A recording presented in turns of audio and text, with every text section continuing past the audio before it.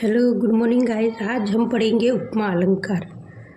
जहाँ दो विषम वस्तुओं में आकृति, भाव, रंग, रूप आदि लेकर क्षमता प्रदर्शित की जाए वहाँ उपमा अलंकार होता है। जहाँ दो विभिन्न वस्तुओं में आकृति, भाव, रंग, रूप आदि लेकर क्षमता प्रदर्शित की जाए वहाँ उपमा अलंकार होता है। उपमा अर्थालंकार का आधार है। उपमा का सामान्य अर्थ है समानता या तुलना, अर्थात उपमा में किसी एक वस्तु को दूसरी वस्तु के समान बताया जाता है। किसी एक वस्तु की तुलना दूसरी वस्तु से की जाए उपमा के अंतर्गत आती है। जैसे मुख चंद्रमा के समान है। इस कथन में मुख एक वस्तु है जिसकी तुलना चंद्रमा दूसरी वस्तु से की गई है, अतः उपमा है।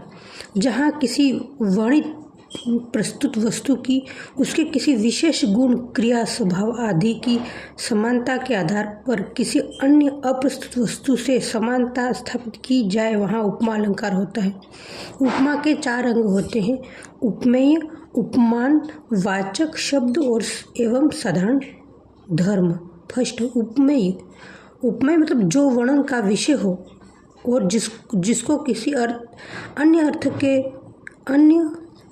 अन्य के समान बताया जाए वो, अथवा जिसकी समानता किसी वस्तु के साथ बताई जाए, इसे प्रस्तुत भी कहते हैं। जैसे मुख चंद्रमा के समान है, सुंदर है, तो मुख उपमेय है, प्रस्तुत है। उपमान को सुप्रसिद्ध वस्तु जिसके समान उपमेय या प्रस्तुत को बताया जाए उसे उपमान या अप्रस्तुत कहते हैं। जैसे मुख चंद्रमा के समान सुंदर है में चंद्रमा उपमान अप्रस्तुत है। वाचक शब्द वह शब्द जिसके द्वारा उपमेय और उपमान में समानता बताई जाए। जैसे मुख चंद्रमा के समान सुंदर है में समान शब्द वाचक शब्द है। साधारण धर्म वह गुण या क्रिया जो उपमेय और उपमान दोनों में हो और जिसके कारण दोनों में समानता बताई जाए। जैसे मुख चंद्रमा के समान सुंदर है में सुंदर साधारण धर्म है।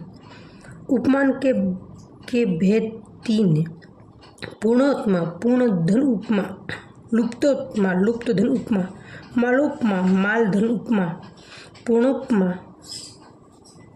पूर्णोपमा मुख चंद्रमा जैसा समान है। लुप्तोपमा मुख चंद्रमा जैसा है।